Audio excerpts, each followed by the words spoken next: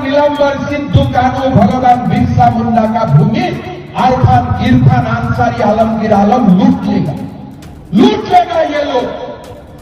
हमारा बेटियों को लूटा, हमारा जमीन को लूटा, हमारा सरकार को लूटा, हमारा अहंकार को लूटा। हमें आवाज उठाना है, हमें एक होना है। कितना जहर भरा है इस शख्स के भीतर, जिसका नाम हिमंता बिस्वा शर्मा है और जो असम का मुख्यमंत्री है, बीजेपी की नफरती राजनीति का नया पोस्टर बॉय है और देश के प्रधानमंत्री नरेंद्र मोदी का लाडला है। झारखंड की एक चुनावी सभा में बीजेपी का मुख्यमंत्री कह रहा है कि अगर हम हारेंगे तो पीतांबर नीलांबर बिरसा मुंडा की भूमि को इरफान अंसारी और आलमगीर लूट लेगा। चुनावी सभा में ऐसे नामों का जिक्र करने के पीछे बीजेपी के मुख्यमंत्री की मंशा साफ है। मुसलमानों की छवि डाकू, बदमाश, गुंडे और लुटेरे जैसे बनाना और लोगों को डराना कि अगर बीजेपी की सरकार नहीं बनी तो आपकी जमीनें मुसलमान लूट लेंगे। 5 साल से झारखंड में बीजेपी सत्ता से बाहर है, जेएमएम की सरकार है। पहले भी झारखंड में गैर बीजेपी सरकारें रही हैं। क्या हिंदुओं या आदिवासियों की जमीनें मुसलमानों ने लूट ली है? गौर कीजिएगा, आदिवासियों की जमीनों पर कब्जा करके क्या मुसलमानों ने अपने मकान बना लिए हैं? जरा सोचिएगा। बीजेपी का मुख्यमंत्री कह रहा है कि इन लोगों ने हमारी सरकार को लूटा, अब हमें आवाज उठाना होगा, एक होना होगा। किन लोगों ने?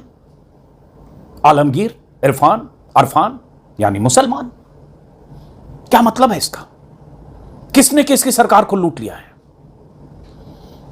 बटोगे तो कटोगे जैसे नारे के साथ चुनाव में उतरी बीजेपी अपने सांप्रदायिक हथियार को तेज करने के लिए नए नए नारे गढ़ रही है और देश का चुनाव आयोग आंख कान नाक बंद करके बैठा है।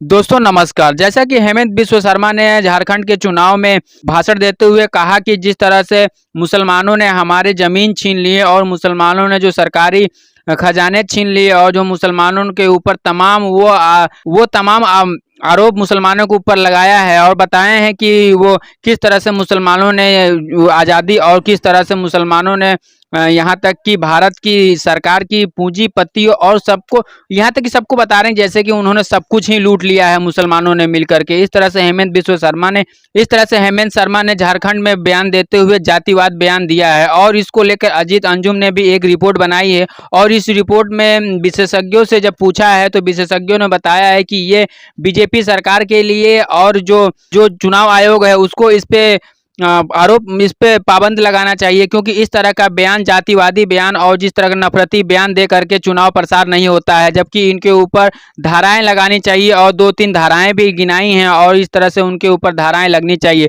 ये सब इस रिपोर्ट में आपको आगे भी देखने को मिलेगा कि इस तरह से अजीत अंजुम ने हेमंत बिस्वा शर्मा को लेकर के बात कही है और हम आपको मिलते हैं वीडियो के अंत में। संविधान की शपथ लेकर मुख्यमंत्री की कुर्सी पर बैठा यह आदमी खुलेआम संविधान और चुनावी आचार संहिता की धज्जियां उड़ाते हुए जहर उगल रहा है। सीधे सीधे तौर पर मुसलमानों को टारगेट करते हुए यहां तक कह रहा है कि उन्होंने हमारी बेटियों को लूटा, जमीनों को लूटा, सरकार को लूटा, अब हमें एक होना होगा। मंच पर लगे माइक और स्पीकर से गूंजती यह नफरती आवाज क्या चुनाव आयोग के कानों तक नहीं पहुंचती है? चुनाव के दौरान जब आचार संहिता लागू हो, बीजेपी का कोई मुख्यमंत्री अगर चुनाव प्रचार के दौरान ऐसे नफरती जहरीले भाषण दे रहा हो, एक धर्म विशेष को टारगेट कर रहा हो और उसके खिलाफ कार्रवाई ना हो, तो चुनाव आयोग को केंचुआ नहीं कहेंगे तो क्या कहेंगे? कठपुतली नहीं कहेंगे तो क्या कहेंगे? बहुत तकलीफ होती है मुख्य चुनाव आयुक्त राजीव कुमार को जब उन पर बीजेपी के प्रति नरमी दिखाने और पक्षपात करने के आरोप लगते हैं। हर आरोप को राजीव कुमार बेफिक्र होकर उड़ा देते हैं, कभी आरोपों के जवाब में सस्ती शायरी सुना देते हैं, कुछ इस तरह। मंजूर है इल्जाम तो लगाओ मगर शर्त इतनी कि साथ सबूत भी हो, गोया कोई तो बात है, हर बार मुद्दई वही, कचहरी वही, गवाह कोई नहीं। गम का इलाज, शक का इलाज तो हकीम लुकमान के पास भी नहीं। मंजूर है इल्जाम तो लगाओ मगर शर्त इतनी कि साथ सबूत भी हो, गोया कोई तो बात है, हर बार मुद्दई वही, कचहरी वही, गवाह कोई नहीं। गम का इलाज, शक का इलाज तो हकीम लुकमान के पास भी नहीं। अगर मुख्य चुनाव आयुक्त राजीव कुमार की सस्ती शायरी का जवाब मशहूर शायर सुदर्शन फाकिर के शेर से दें तो यही कहा जा सकता है, मेरा कातिल ही मेरा मुंसिफ है, मेरा कातिल ही मेरा मुंसिफ है, क्या मेरे हक में फैसला देगा? आचार संहिता की धज्जियां उड़ते देखने का इल्जाम जब चुनाव आयोग पर ही है तो उम्मीद किससे की जाए? हम तो यही कहेंगे कि राजीव कुमार जी, अगर आपकी सस्ती शायरी से अगर तमाम शंकाओं का समाधान हो जाता तो चुनाव आयोग पर इतने आरोप ही न लगते। आपने खुद कहा है कि मंजूर है जो चाहो इल्जाम लगाओ हम पर, शर्त इतनी कि साथ में सबूत भी हो। तो हेमंता बिस्वा के जहरीले भाषण के खिलाफ कार्रवाई करने के लिए आपको और क्या सबूत चाहिए राजीव कुमार जी?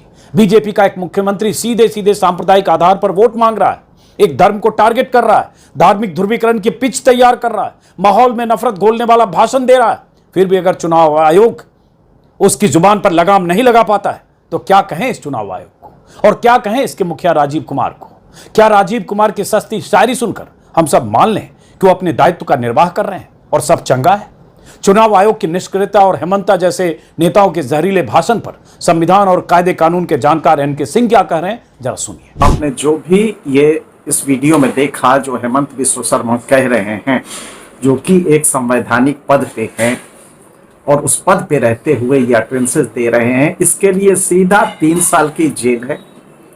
और सिर्फ जेल ही नहीं है, उस पार्टी का, जिस पार्टी को ये रिप्रेजेंट कर रहे हैं यानी बीजेपी, इसकी सदस्यता खत्म की जा सकती है। ये 3 तरह से वायलेशन है। पहला वायलेशन सीधे क्रिमिनल एक्ट, जो नया सेक्शन बीएनएस का आया है, जो पहले आईपीसी में 153(3)(a) हुआ करता था, वो अब बीएनएस में आ गया है। और बीएनएस में इसकी संख्या है 196। 196 बहुत स्पष्ट रूप से कहता है कि अगर आपने promoting enmity between different groups on grounds of religion और race, place of birth, residence, language, और इसके लिए 3 साल की सजा है। बहुत स्पष्ट है इसमें। मतलब हेमंत बिस्वा शर्मा को सीधे पुलिस 3 साल के लिए मुकदमा करके और कोर्ट से सजा दिलवा सकती है।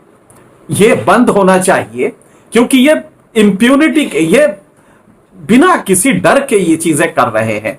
दूसरा वायलेशन क्या है? आरपी एक्ट के 123(3) का वायलेशन है। आरपी एक्ट क्या कहता है, ये पूरा आप विस्तार से सुन लीजिए। 123(3)(a) representation of peoples act 1951, the promotion और attempt to promote feelings of enmity or hatred between different classes of citizens of India on grounds of religion, race, caste, community, language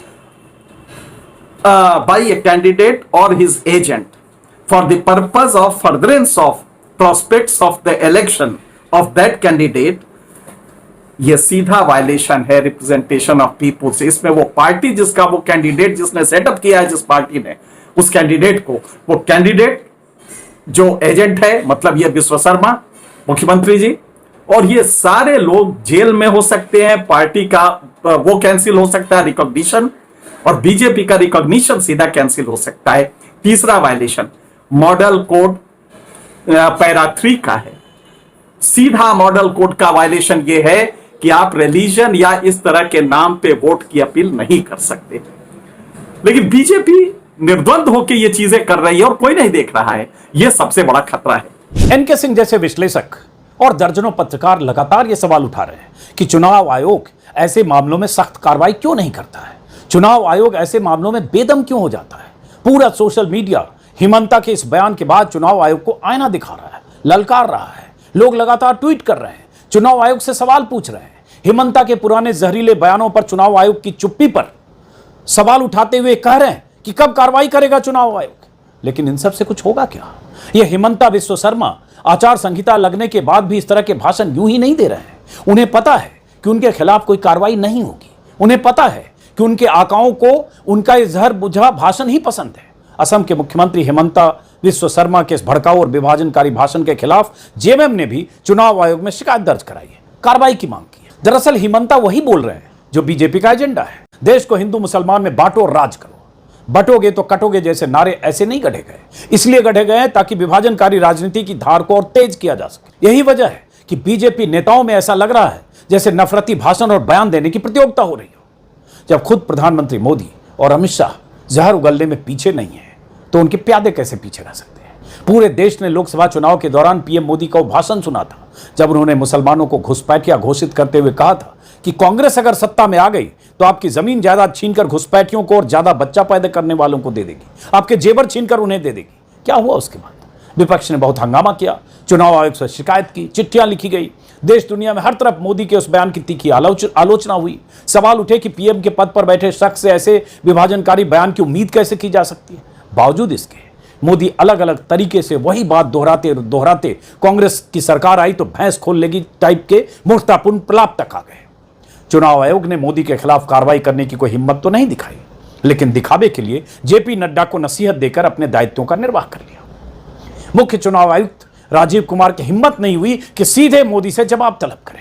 दोस्तों, जैसा कि आपने वीडियो में देखा कि किस तरह से अजीत अंजुम ने साफ साफ बताया है कि हेमंत बिस्व शर्मा एक झारखंड में जब बयान देते हैं तो वो एक जातिवाद को संबोधित करते हैं और जातिवाद पर ही अपना बयान देते हैं और वो मुसलमानों के खिलाफ बोलते हैं और मुसलमानों को लुटेरा भी बता रहे हैं। और इसी तरह से चुनाव आयोग को भी जिम्मेदार ठहराते हुए अजीत अंजुम ने बताया है, अजीत अंजुम ने इसी तरह चुनाव आयोग को भी जिम्मेदार ठहरा कर ये बताया है कि जो है कि चुनाव आयोग को भी इस पे कड़ी से कड़ी निगरानी रखनी चाहिए और कड़ी से कड़ी इस पे कार्रवाई करनी चाहिए, क्योंकि चुनाव के दौरान इस तरह का जातिवादी बयान देना और नफरत फैलाना ये बहुत बड़ी हमारे समाज की कमी है, क्योंकि इससे और भी जो लोगों हैं उनके ऊपर इसका असर पड़ेगा। इसी तरह से अगर आप स्वयं जब एक बीजेपी के नेता हैं और आप एक जो सीएम रह चुके हैं, सीएम रहने के बाद जब आप ऐसे जातिवाद की बात करेंगे और इस तरह से बयानबाजी करेंगे तो आपके ऊपर रोक लगाना चाहिए। और इसी तरह वरिष्ठ पत्रकार ने भी बताया कि इस पे कई धाराएं बनाई गई हैं और ये स्ट्रिक्ट धाराएं बनाई गई हैं, लेकिन इससे कोई कार्रवाई नहीं किया जा रहा है। और अजीत अंजुम ने भी ये भी बताया है कि कोई भी चाह करके भी चुनाव आयोग मोदी और बीजेपी के खिलाफ नहीं बोल पाएगी और उनके ऊपर कोई कार्रवाई नहीं कर सकती है। ये सारी बातें आपको वीडियो में बताया गया है, आपने सुना इस वीडियो में।